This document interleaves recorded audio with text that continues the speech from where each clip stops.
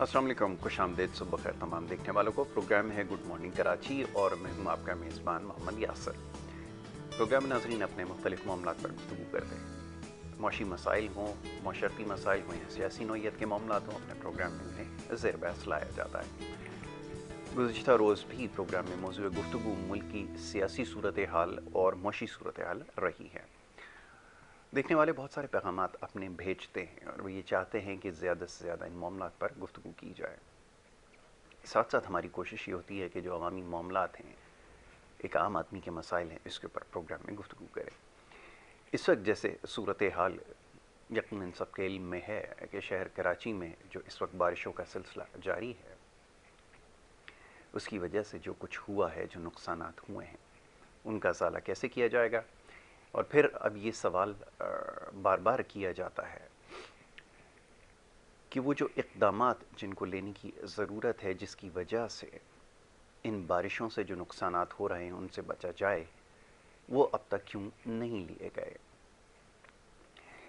सूरत हाल ताहाल बहुत ज़्यादा ख़राब है शहर कराची में। जैसे मैंने अर्ज़ किया कि इस वक्त भी बारिश का सिलसिला जारी है।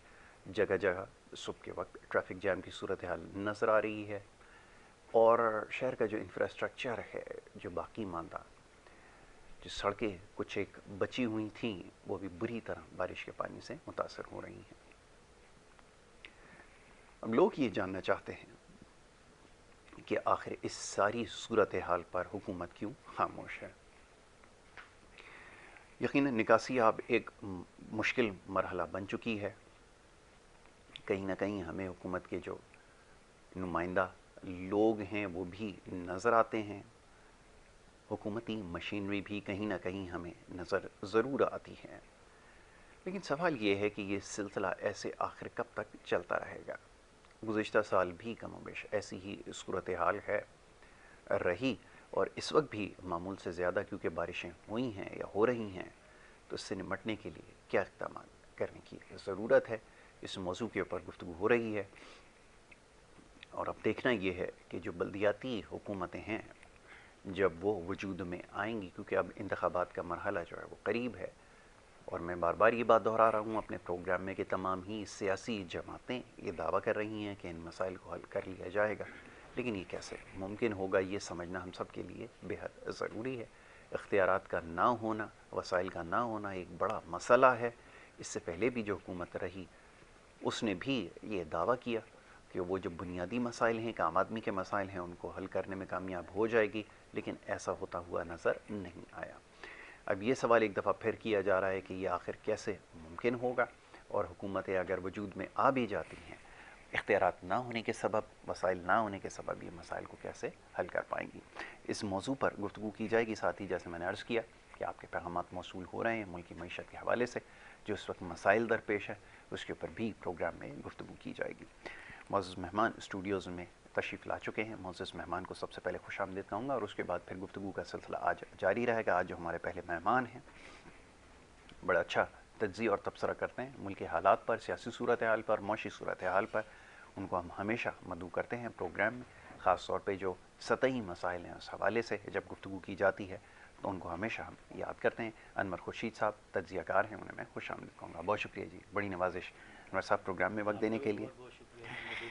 अनवर साहब, सूरत हाल आपके सामने है। इस वक्त भी शहर के अंदर बारिश का सिलसिला जारी है और बार बार वही सवाल होता है कि ये जो शहर के मामलात हैं, जो मसाइल हैं, अगर उनको हल ना किया गया तो जब ये गैर मामूली सूरत हाल जब सामने आती है तो फिर मुश्किलात जो हैं वो लोगों की बढ़ जाती हैं और उसमें इजाफ़ा हो जाता है। अब आप क्या समझते हैं कि जो हुकूमतें यहाँ पे मौजूद हैं, अमूमन देखने में ये आया है, माजी में ऐसा हुआ करता था, सुनने में ये आया है कि जब इंतखाबात का वक्त करीब होता है तो हुकूमतें जो काम है उसमें तेज़ी लेकर आती है, लेकिन यहाँ ऐसी सूरत हाल नज़र नहीं आती। इसकी क्या वजह है, ज़रा ये बताइए। और फिर ये कि अब आने वाले वक्तों में ये पेशगोई की जा रही है कि ये जो मामूल से ज़्यादा बारिशें हैं ये रूटीन का हिस्सा होंगी, तो कैसे इन मसाइल को हल किया जाएगा। क्योंकि पहले ही मैं और आप ये बात डिस्कस करते आए हैं कि इंफ्रास्ट्रक्चर यहाँ तबाह हाल है, कोई मसाइल को हल करने वाला नहीं है, बिजली की घंटों लोड शेडिंग हो रही है और उसके अलावा ना जाने कितने मसाइल हैं। ये सब कैसे हल होगा, सवाल आपसे ये है। बिस्मिल्लाहिर्रहमानिर्रहीम। سب سے پہلے کہ یہ جو موسم کی تبدیلی ہو رہی ہے جی پوری دنیا میں، اب آپ ادھر دیکھیں کہ ہم جیسے بارشیں ہو رہی ہیں، اسی جی طرح آپ یورپ میں دیکھیں آگ لگی ہوئی ہے بالکل ایسا ہی تقریباً 3 ملکوں میں، جی اور سیٹلائٹ سے دکھایا گیا ہے کہ کتنی بڑی آگ، ایسا ہی جہنم کی، اللہ معاف کرے تو بہت بڑی ہوگی، بہت جہنم بڑی کی ہوگی، آگ اس سے بھی بڑی ہوگی، تو اس آگ کو دیکھ کے اس آگ کی بھی ہم فکر کر سکتے ہیں۔ بالکل ٹھیک ہے۔ تو موسم چینج ہو رہا ہے، پچھلے دنوں ہم سن رہے تھے کہ یورپ میں درجہ حرارت کہاں 50 ڈگری جی تک بھی جی پہنچا کئی جگہوں پہ۔ تو اس کی وجہ یہ ہے کہ جو گلوبل چینج ہو رہی ہے پوری دنیا میں، اس کے لیے ہر سطح پہ، یعنی کہ ہمارے ملک میں تو جو سب سے نیچے سطح ہوتی ہے وہ بلدیات ہوتی ہے، جی تو بلدیات کی سطح پہ پہنچ کے گلی محلے وارڈ کی سطح کے پہنچ پہ ہمیں کام کرنا جی پڑے گا۔ تو ابھی ہم جب بھی بات کرتے ہیں، زیادہ تر ہم لوگ بات کرتے ہیں کہ گورنمنٹ کی نااہلی پہ بات کرتے ہیں، انتظامیہ کی، اتھارٹیز کی نااہلی کی بات کرتے ہیں۔ جی تو میرا خیال ہے ہم اس کو بھی تھوڑا سا اپنے اس ٹرینڈ کو تھوڑا سا ہمیں تبدیل کرنا پڑے گا۔ ٹھیک ہے۔ ہمیں صرف صاحب اقتدار جو ہوتے ہیں ان کو بلیم کرنے کی بجائے ہمیں پورا ایٹ دا ہول دونوں کو بلیم کرنا پڑے گا، اور 100% بالکل ٹھیک ہے۔ عوام بھی اور عوام کے حکمران بھی، بالکل ٹھیک ہے۔ ان دونوں کو بلیم کرنا پڑے گا کہ اگر وہ بھی غلط، جہاں پہ غلط ہو رہا ہے تو وہ عوام کی وجہ سے ہو رہا ہے، اگر صحیح بھی ہو رہا ہے عوام کی وجہ سے ہو رہا ہے۔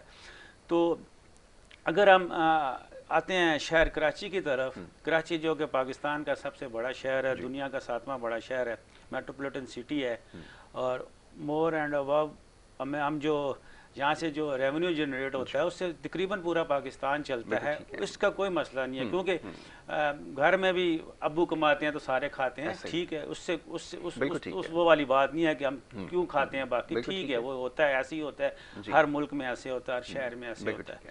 تو اب اس شہر کو جب ہم بات کرتے ہیں، شہر کی بات کرتے ہیں، تو 22 کروڑ عوام کے پاس وہ جگہ وہ یہ بات پہنچتی ہے کہ ہم بات کس کی کر رہے ہیں۔ اگر ہم چیچو کی ملیاں، بھائی پھیرو کی یا کوٹ رادھا کرشن کی بات کریں گے تو دنیا جان کو، یہاں اسٹوڈیو میں جو بیٹھے لوگ ان کو بھی ان تینوں میں سے شاید ایک کا نام آتا ہو، دو کا آتا بھی نہ ہو۔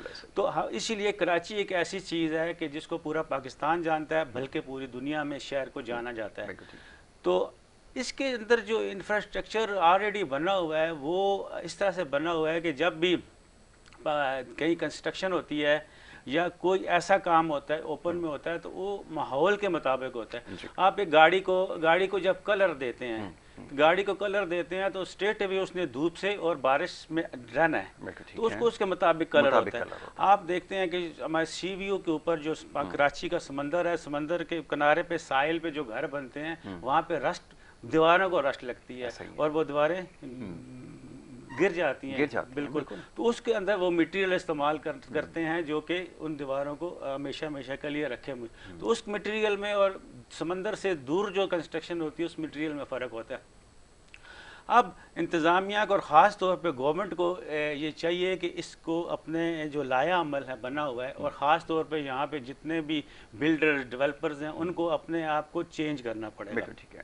ایسے کہ جیسے 2005 میں زلزلہ آیا تھا، نارتھ میں زلزلہ آیا تھا، آزاد کشمیر میں اور KPK میں، تو اس کے بعد سے یہاں پہ اخباروں میں اشتہار آنے شروع ہو گئے تھے کہ جی ہم جو بلڈنگ بنا رہے ہیں نا وہ زلزلہ پروف بنا رہے ہیں۔ اس سے پہلے کوئی نہیں دیتا تھا، پھر کچھ عرصے بعد وہ بات بھول گئے، ابھی اشتہار میں کوئی نہیں لکھتا کہ ہماری بلڈنگ زلزلہ پروف ہے۔ تو وہ اسی طرح اب اس ٹرینڈ کو ہم نے چینج کرنا ہے، ہم نے اب اپنے آپ کو اس چیز سے نکالنا ہے، خاص طور پہ بلڈنگ کی جو کنسٹرکشن ہے کہ ویسٹ اوپن اور کارنر سے نکال کے ہم نے ویدر کو بھی اس کے بیچ میں ڈالنا ہوگا۔ بے شک وہ چیزیں رہیں مگر ویدر کو بھی ڈالنا ہوگا کہ ہم اس کو آل ویدر ہم کنسٹرکشن کر رہے ہیں۔ یہ نہیں کہ ہم کہتے ہیں کہ جی 4 دن 6 دن بارش ہوتی ہے اس کے لیے ہم کیا کریں، اب 4 دن 6 دن والی بارش ختم۔ ابھی ہر ہفتے سنتے ہیں کہ نیا سپیل آ رہا ہے، ہر ہفتے سنتے ہیں نیا، کبھی بنگال سے آ رہا ہے، کبھی یمن سے آ رہا ہے، کبھی پتہ نہیں KPK پہ سے آنا شروع ہو جائے گا۔ تو پہلے یہ ہوتا تھا بادل بنتے ہی یہاں پہ تھے، یہاں سے بنتے تھے، اوپر چڑھتے تھے اور پنجاب چلے جاتے تھے، یہاں پہ وہ ہمیں ایسے بائے بائے ٹاٹا کر کے نکل جاتے تھے۔ اب وہی والے بادل اب آ رہے ہیں ہمارے پاس۔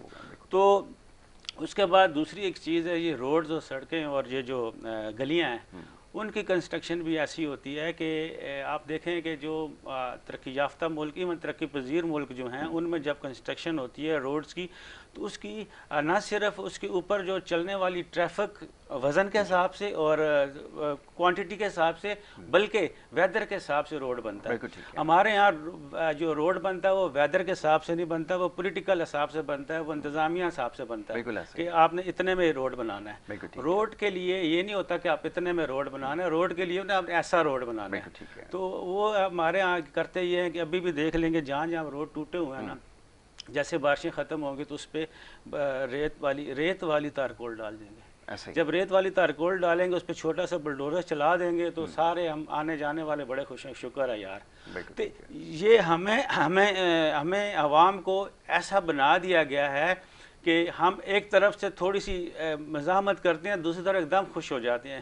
مزاحمت اس بات پہ کہ جب پچھلی گورنمنٹ گئی تھی تو 180 روپے پہ ڈالر تھا, اس گورنمنٹ کے دور میں یہ 250 پہ چلا گیا, اب یہ 230 پہ یا 20 پہ یا 25 پہ آیا تو ہم خوش ہو رہے ہیں. ہمیں خوش نہیں ہونا ہے, ہم خوش تب ہوں گے اس گورنمنٹ سے, تب خوش ہوں گے ڈالر جو 179 پہ 80 سے نیچے جائے گا یا جتنا بھی اس وقت تھا اس سے 1 روپیہ نیچے جائے گا, ہم کہیں گے کہ یہ کارکردگی ہے, سونا یا باقی چیزیں.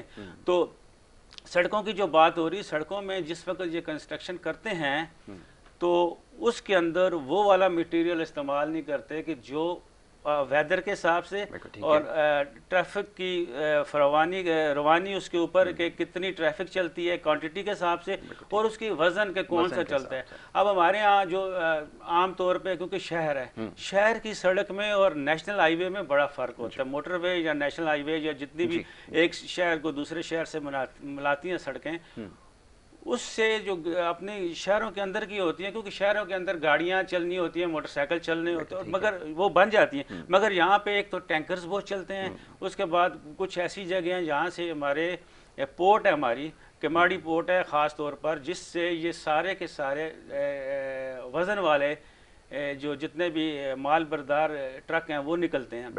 وہ جن راستوں سے نکلتے ہیں ان راستوں کی سڑکوں کو اس کلاسیفیکیشن کے ساتھ بنایا جائے جو کہ آپ کی نیشنل ہائی ویز کی ہوتی ہیں.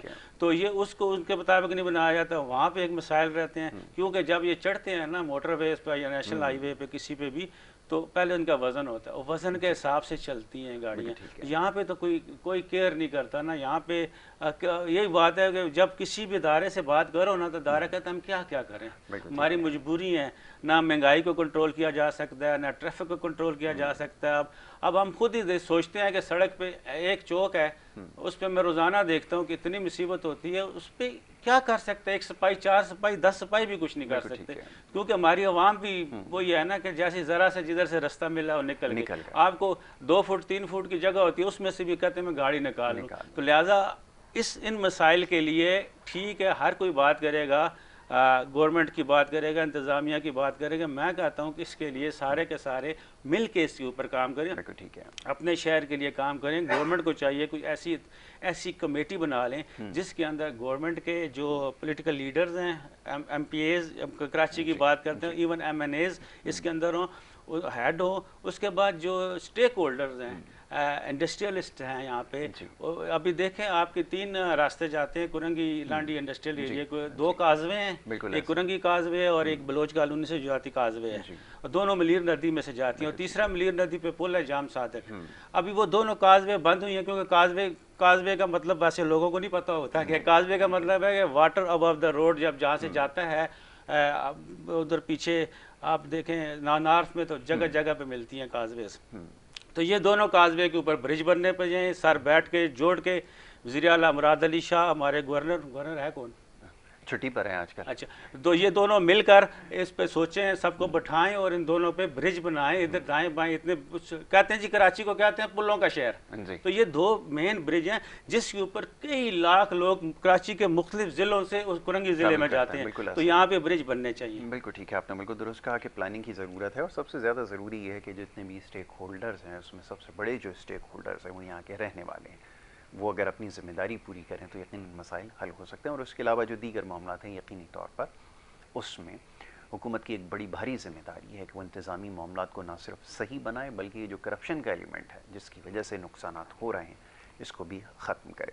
جناب اس موضوع پر مزید گفتگو کی جائے گی. جو دوسرے ہمارے معزز مہمان ہیں وہ بھی ہمیں جوائن کر چکے ہیں. گلفردق صاحب پاک سرزمین پارٹی سے آپ کا تعلق ہے, مرکزی رہنما ہیں, ان کو بھی میں خوش آمدید کہوں گا. بہت شکریہ جناب گلفردق صاحب. گلفردق صاحب یہ فرمائیے, صورتحال کا آپ جائزہ لے رہے ہیں, ابھی انتخابات کی بات ہو رہی تھی کچھ دیر قبل, اور اب جو ضمنی انتخابات کا مرحلہ ہے وہ بھی سامنے ہے. اس سے پہلے بھی یہ بات ہو چکی ہے, آپ کے سوال جو ہیں وہ ہم خدمت میں رکھ چکے ہیں کہ آپ کی جو جماعت ہے اس کی کیا پوزیشن نظر آ رہی ہے, اور کیا یہ امید رکھی جا سکتی ہے کہ اس وقت کوئی اپسٹ کریں گے اور اس کے بعد جو اگلا مرحلہ ہوگا انتخابات کا اس کے اندر بھی آپ کی جو جماعت ہے وہ واضح اکثریت حاصل کر سکتی ہے. کیا یہ ممکنات میں شامل ہے؟ جواب دیجیے. بسم اللہ الرحمن الرحیم. بہت شکریہ ایسر بھائی. ابھی شاید ایسر بھائی صاحب بات کر رہا تھا. سب سے پہلے تو میں تھوڑا سا اس پر روشنی ڈال دوں گا کہ ہمارے جو حکمران ہے جی, جو صوبائی اور قومی اسمبلی میں بیٹھے ہوئے ہمارے جو اکثریت, جی, وہ آپ یقین کر لو کہ اس چیز پر وہ لوگ خوش ہے کہ اللہ تعالیٰ کہ اگر ایک عذاب آ جائے, جیسے زلزلہ ہو گیا, سیلاب ہو گیا, کوئی اور آفت آ جائے, تو بجائے اس کے کہ وہ پریشان ہو جائے, ناراض ہو جائے, وہ خوش ہوتے ہیں. اچھا, اور اگر کسی سال سیلاب ڈیلے ہو جائے یا زلزلہ نہ ہے یا خدا نخواستہ کوئی اور چیز ہمارے ملک پہ نہ ہے تو وہ لوگ بڑے پریشان ہوتے ہیں. آپ یقین کر لو کہ ایسے بندے ہیں جو 2004 بلوچستان میں جو 2004 میں زلزلہ آئے تھے, اس دور کی فرانس کے اور جرمنی کے خیمے ابھی تک ان کے گھر میں پڑے. اس لوگوں نے عوام میں تقسیم نہیں کیا ہے. جی, یہ بالکل سرخ سے صاف باتیں میں کہہ رہا ہوں آپ کو. اور یہاں پر جو آپ کے حکمران جو صوبائی اور قومی اسمبلی کے اکثر ممبران اس چیز پہ خدا کے آفت کو ویلکم کہتے ہیں, تو وہ آپ کے حقوق کیا خاک پہنچائے گا گھر میں. وہ آپ کے جو حقوق ہے اس میں آپ کو کیا ملے گا؟ کچھ بھی نہیں ملے گا. تو کہنے کا مطلب یہ ہے کہ ہماری جو پاک سرزمین پارٹی ہے, ہم لوگوں نے سب سے پہلے 3 مارچ 2016 کو یہی بات, یہی آواز یہاں اسی بادرآباد میں کراچی شہر میں بلند کی ہے کہ بھائی یہاں پر ظالم حکمران مسلط ہے. جی, اور اس کی پشت پناہی جو الیکٹرک میڈیا ہوئے, سوشل میڈیا ہوئے, پرنٹ میڈیا ہوئے, یہاں پر اکثر لوگ بیٹھ کر کے ظالموں کا ساتھ دیتے ہیں. اچھا, ظالموں کا ساتھ دینے کے لیے یہ ہوتا ہے کہ اس کو آکسیجن مل جاتا ہے. وہ گھر میں بیٹھے بیٹھے, ایوان میں بیٹھے بیٹھے کہہ رہے کہ یار مجھے تو بالکل وکیل میرے ملے ہوئے اچھا وکالت کر رہے ہیں میڈیا پہ, تو وہ تو مزید اس ظلم میں اضافہ کر دیں گے, وہ تو مزید مڈل کلاس کی حقوق نہیں دیں گے. اگر ہم لوگ یہاں میڈیا پر بیٹھ کر کے یا اسمبلی میں بیٹھ کر کے یا کسی محفل میں بیٹھ کر کے یا مسجد مندر امام بارگاہ میں بیٹھ کر کے ہم لوگ یہ بات کر لیں کہ بھائی یہ ظالم ہے, یہ ظلم کر رہے ہیں, یہ ہمارے حقوق نہیں دے رہے, یہ ہمارے ابھی آپ 13 سال سے پاکستان پیپلز پارٹی یہاں پر سندھ پر, خاص کر سندھ پر اس کی گورنمنٹ ہے, آج تک کسی نے ان سے سوال کیا ہے کہ بھائی لڑکانہ جو آپ کا شہر ہے, آپ کا بھائی گاہوں ہے, وہاں پر کتے کاٹنے کے انجیکشن نہیں ہے. جی, بیٹا ماں کی گود میں تڑپ تڑپ کے جان دے دیتا ہے. ایسا ہی. اور آپ کی یہاں اسپتالوں کی حالت دیکھو, کراچی شہر کی, آپ اندرون سندھ جا کر کے آپ تر میں جاؤ, وہاں پر پینے کو پانی نہیں ملتا ہے. تو کہنے کا مطلب یہ کہ ہمیں جو نقصانات پہنچایا ہوا ہے وہ حکمرانوں نے پہنچایا ہوا ہے.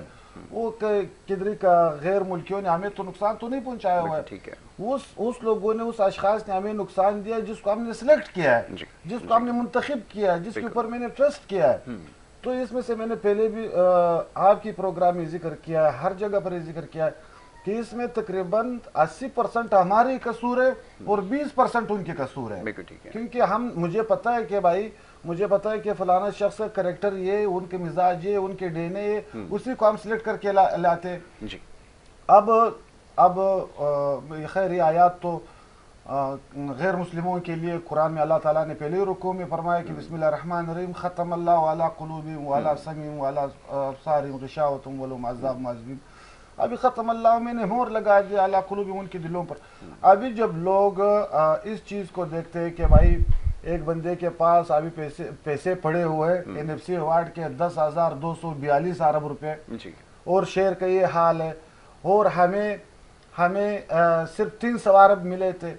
मुस्तफ़ा कमाल को, सैयद मुस्तफ़ा कमाल को सिर्फ 300 अरब मिले थे। 300 अरब रुपए में उन्होंने कराची को दुनिया का बेस्ट सिटी भी बना दिया और टॉप के मेयर का, बेस्ट मेयर का उन्होंने अवार्ड भी हासिल कर लिया वर्ल्ड का। कहने का मतलब ये कि भाई आप देखो, आप बंदे को दे करके जो शख्स आपको फायदा पहुंचाए, जो शख्स आपके हुकूक लाए, जो शख्स आपके साथ आपको रिलीफ दे, तो आप उसको मुंतखब कर दो। जरूरी नहीं कि भाई आप अहमद को मुंतखब कर दो या मोहम्मद को मुंतखब कर दो, आप उस शख्स को मुंतखब कर दो जो आपको आपके हुकूक घर तक पहुंचाए। यही हमारे मंशूर है। ये नहीं कहते हाँ अलबत्ता हमारे मरकजी कायदीन ने हमारे हमारे हमारे हमारे पार्टी का सोच विजन ये, या पाकिस्तान में वो सियासी पार्टी हमें करके दिखाए, हम लोग अपना पार्टी खत्म कर देंगे, उनके साथ बैठ जाएंगे। ठीक है, जो डिलीवर करके दे देगा, साथ हाँ हमें हिसाब दे दे, चाहे वो इनकम पाकिस्तान हो, चाहे वो पीपल्स पार्टी हो, चाहे वो दीगर जमातें हो, वो हमें एग्री कर ले, आपके तवसत आपके चैनल पर हम बैठ जाएंगे, हम लोग पार्टी खत्म कर देंगे। बिल्कुल बिल्कुल ठीक है, तैयार है इसके लिए। तैयार कोई भी अगर जो भी खिदमत कर देगा आवाम के लिए तो उसके साथ है। हाँ, सियासत लोग करते हैं अवाम के लिए। हमारी लीडरशिप ने अवाम छोड़ करके सियासत शुरू की है। बिल्कुल ठीक है, ये बात दुरुस्त है कि ये ज़रूरी है। और जैसे भी इन्होंने तस्करा किया गुलवर्दक साहब ने, ये ज़रूरी है कि लोग जिनको भी मुंतखब करें सबसे पहले उनका किरदार देखें, ना कि ये देखें कि वो लीड कौन कर रहा है। अगर वो ठीक है तो उसके नीचे मातहत लोग जो उसने मुंतखब किए हैं, अपनी टीम का हिस्सा बनाए हैं, वो भी उसी तरह हों। बहरहाल ये एक अहम मामला है, इसको समझने की ज़रूरत है। इस मामले पर मज़ीद गुफ्तगू की जाएगी। एक ब्रेक के लिए कहा जा रहा है, एक मुख्तसर सी ब्रेक है, और ब्रेक के बाद जब वापस आएंगे तो गुफ्तगू के सिलसिले को आगे बढ़ाएंगे। आप देखते रहिए programme good morning Karachi.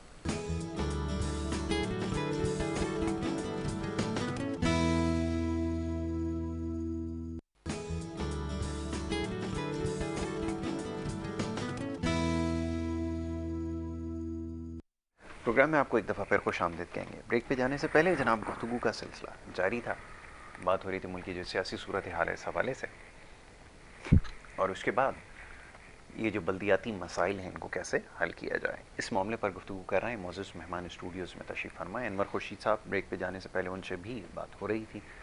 Anwar साहब ये फरमाइए, अभी जो मौशी सूरत हाल है इसमें बेहतरी की कोई उम्मीद नज़र आती है? क्योंकि मैं कल भी एक जगह था, उनको मैं समझाने की कोशिश कर रहा था कि ये जो एक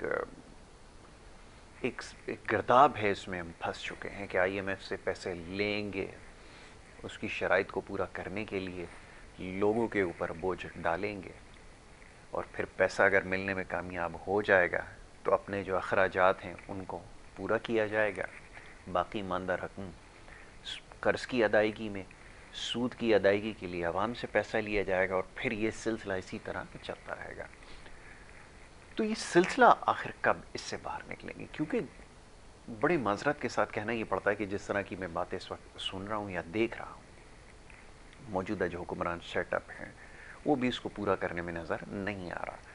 कहना यह है कि अगर वक्त उनके पास ज़्यादा होता तो शायद इस सूरत हाल से निकल आए, लेकिन कोई भी हुकूमत हो, पिछली जितनी भी हुकूमतें आप उठाकर देख लीजिए, कोई भी इस पोजीशन में नज़र नहीं आती कि इस सिलसिले को ख़त्म कर सके। और अगर ये सिलसिला ख़त्म ना हुआ कि हम IMF के चक्कर में या फिर दोस्त ममालिक के चक्कर में अगर फंसे रहे, तो कैसे मुल्क तरक्की करेगा? इसका तो ज़रा जवाब दीजिए।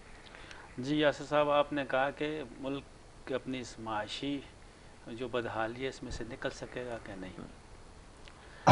असल में आप एक छोटी सी मिसाल से अगर मैं बात शुरू करूं कि ये हमारे जो इंटीरियर के इलाके हैं, ख़ास तौर पर पंजाब हो गया, सिंध हो गया, KP हो गया, बलूचिस्तान हो गया, तो वहाँ पे जो बड़ा होता है ना, कोई चौधरी कहते हैं, कोई मलक कहते हैं, कोई खान कहते हैं, कोई वडेरा कहते हैं, जो भी कहते हैं, तो उसके अंडर कमांड में बहुत सारे गांव, एक गांव या एक से ज़्यादा गांव भी होते हैं।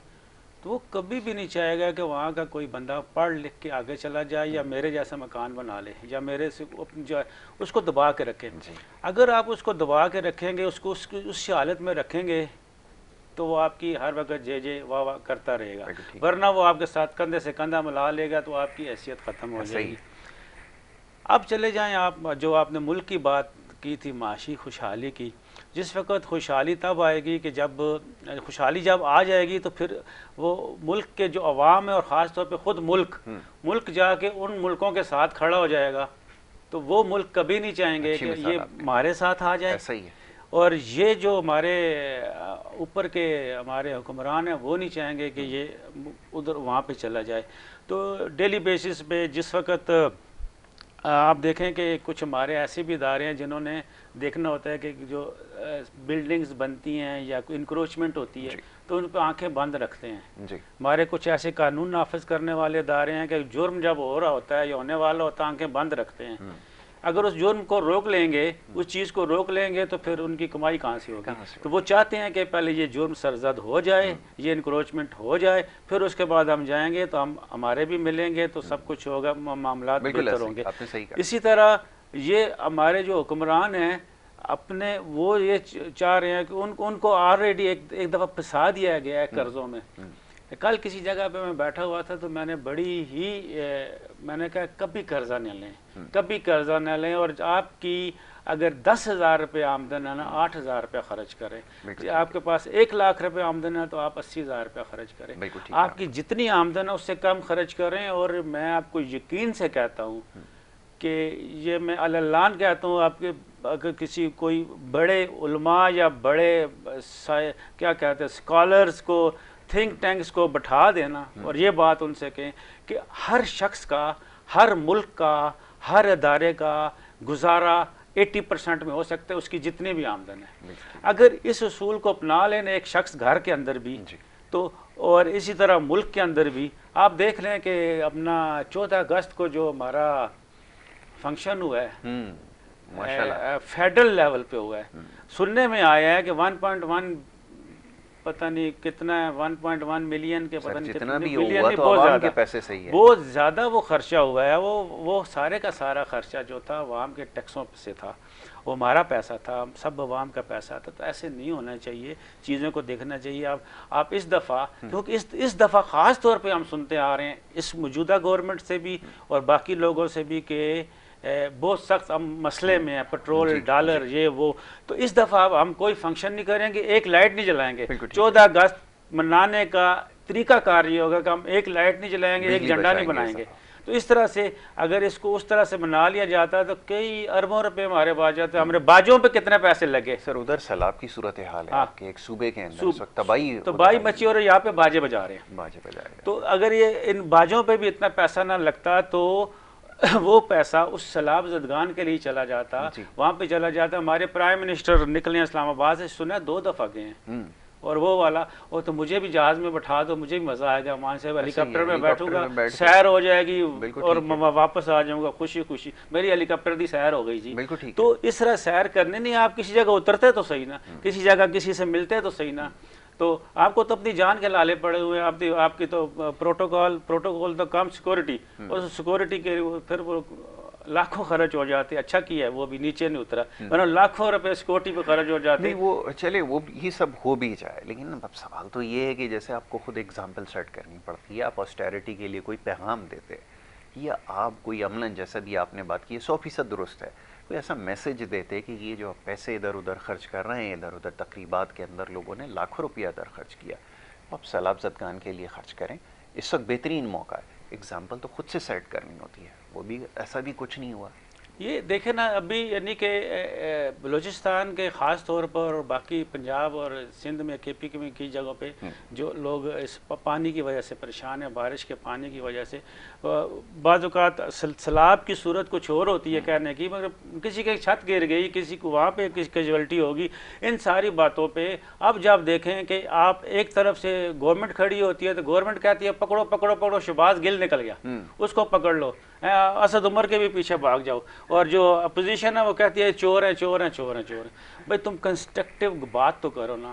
اپوزیشن کو ابھی تک جو ابھی فیڈرل کی اپوزیشن ہے ان کو چور چور کہا جاتا ہے. اچھا جس کا بھی ذرا سا کوئی ویک ہوتا ہے نا وہ ملک سے باہر بھاگ جاتا ہے.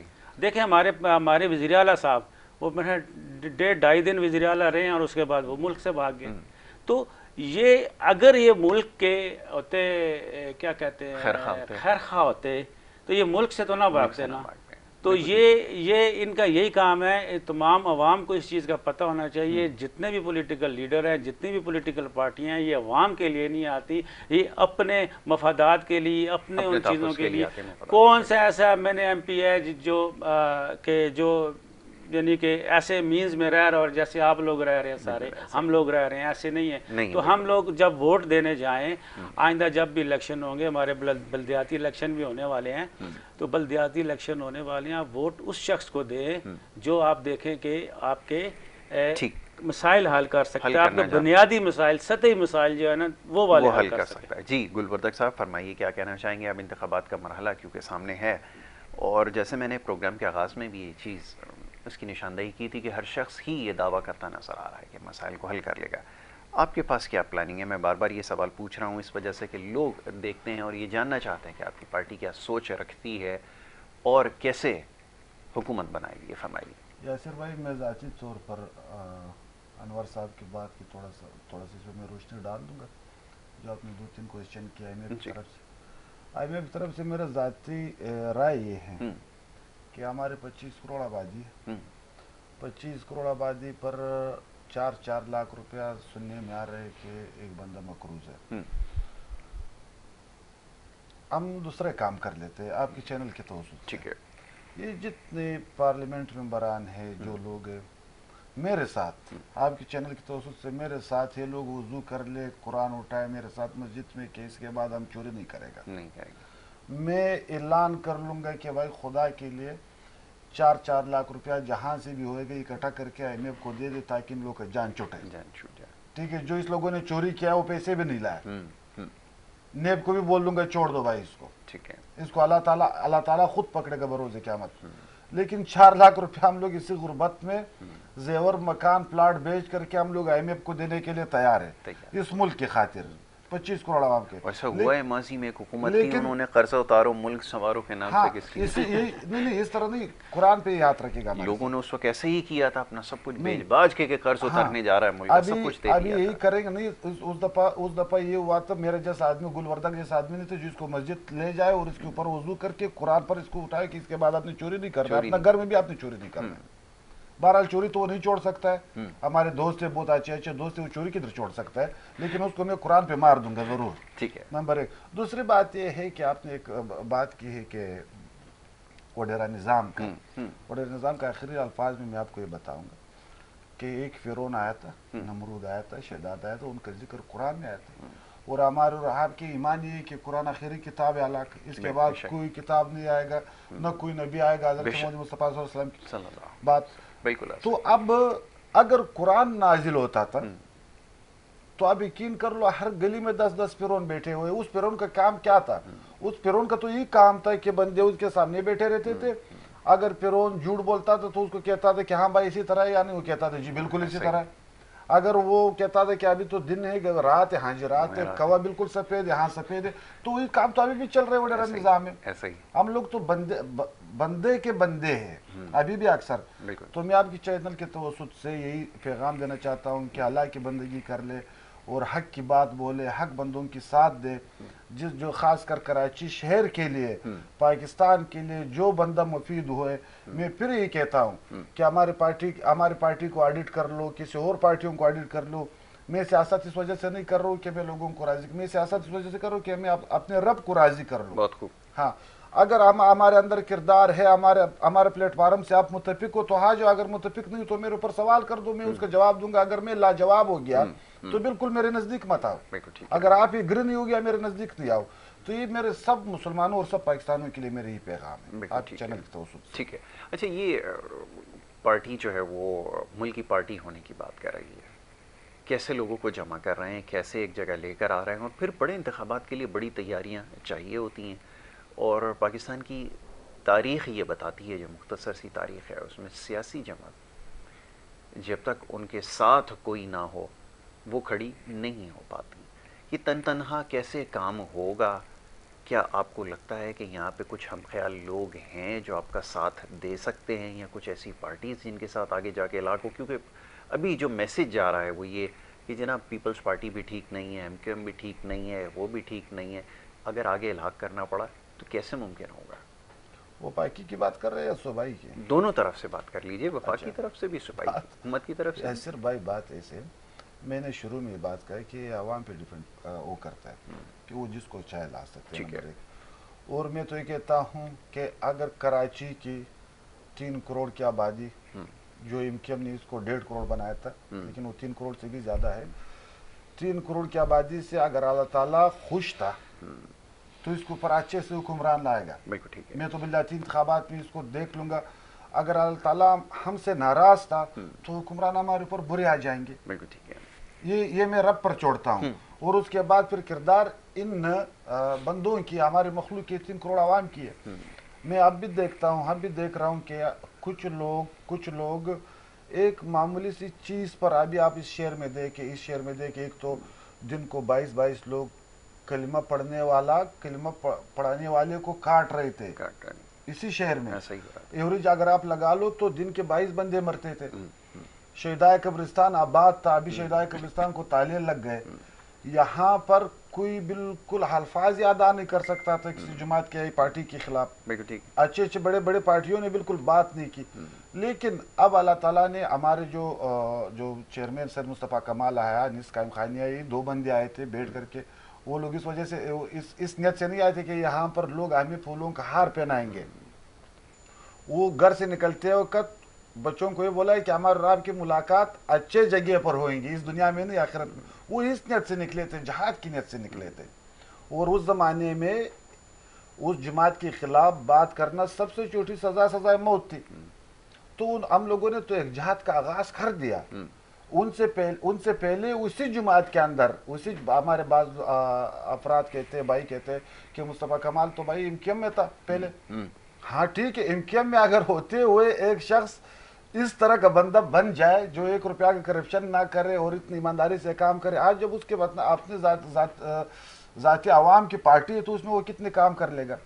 اور اگر تڑیب دے رہے کوئی کہ بھائی آپ تو اس زمانے میں اس فلانے جماعت میں تھے، تو پھر حضرت موسیٰ علیہ السلام بھی فرعون کے گھر میں پیدا ہوا تھا، پھر تو اس کو بھی سلیکٹ کرتے ہیں اس کے ساتھ. ٹھیک ہے. تو آپ سمجھتے ہیں کہ وقت جو ہے وہ تبدیل ہو چکا ہے. انشاءاللہ تعالی ہمارے جو ووٹ بینک ہے، ہم نے تو دیکھیں یہاں پر، یہ میں آپ کو ایک بات واضح بتا دوں یاسر بھائی، یہ جو MKM کے ہمارے جو بھائی ہے، یہ گورنمنٹ کے بغیر یہ وینٹیلیٹر پر ہے، اس کے بغیر نہیں چل سکتے. 5 منٹ نہیں چل سکتے. اس لوگوں کے اوپر کرپشن کے کیسز پکڑ جائیں گے. ایسا کیوں کہا جاتا ہے، یہ تاثر کیوں دیا جاتا ہے؟ اس پہ بھی بات کرتے ہیں. بریک کے لیے کہا جا رہا ہے، ایک مختصر سی بریک یہاں پر لے لیتے ہیں. ایک چھوٹی سی بریک ہے، بریک کے بعد واپس آتے ہیں، گفتگو جاری رکھیں گے. آپ دیکھتے رہیے پروگرام گڈ مارننگ کراچی.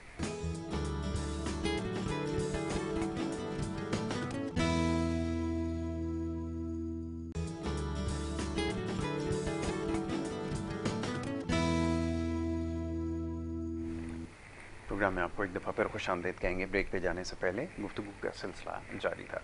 اب پروگرام میں وقت کیونکہ ہمارے پاس کم ہے، بہت سارے ایسے معاملات ہیں یا ایسے سوالات ہیں جس کے اوپر آگے چل کے انشاءاللہ موقع ملے گا تو ضرور گفتگو کریں گے. اور کیونکہ ہمیں دوسرے سیگمنٹ کی طرف بھی جانا ہے جو آپ کی صحت کے حوالے سے.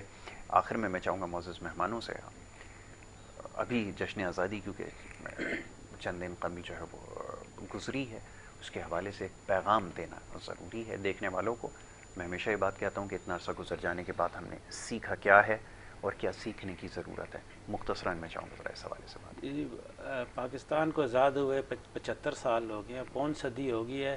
تو ہمیں کم از کم اگلے آنے والے 25 سال کے لیے سوچنا چاہیے کہ جب ہم 100 سال کے ہو جائیں تو کیا ہونا چاہیے.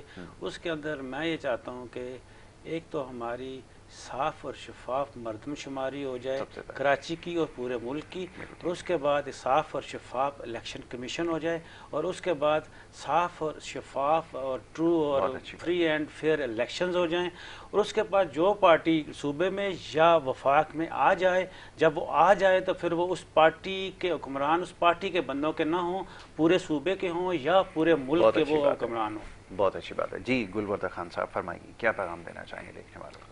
بس میرا ایک ہی پیغام ہے کہ اللہ تعالیٰ اس ملک کو سلامت قائم و دائم رکھے، اور 2 رکعت نوافل پڑھ کر کے اپنا ملک کے لیے دعا کر لے کہ اللہ تعالیٰ ہمارے جو بارشوں سے تباہی ہوا ہے ہمارے دیگر صوبوں میں، تو خاص کر بلوچستان میں، KPK میں، اور اندرون سندھ پنجاب میں، اس کے لیے آسانیاں پیدا ہو جائیں. اور ہمارے 2 رکعت نوافل پڑھ کر کے اس ملک کی خوشحالی اور ترقی کے لیے دعا بہت رکھیں. جناب، بہت شکریہ جناب. گلبردہ خان صاحب، انور خورشید صاحب، دونوں معزز مہمانوں کا بہت شکر گزار ہوں کہ انہوں نے وقت دیا یہاں پر اور صبح کے وقت پروگرام میں تشریف لائے. اور جناب بہت سارے جیسے میں نے کہا کہ معاملات ایسے ہیں جس کے اوپر انشاءاللہ آگے موقع ملے گا تو ضرور گفتگو کریں گے. یہاں پر ایک بریک کا وقت ہوا چاہتا ہے اور بریک کے بعد جو دوسرا سیگمنٹ آپ کی صحت کے حوالے سے وہ جاری رہے گا. آپ دیکھتے رہیے پروگرام گڈ مارننگ.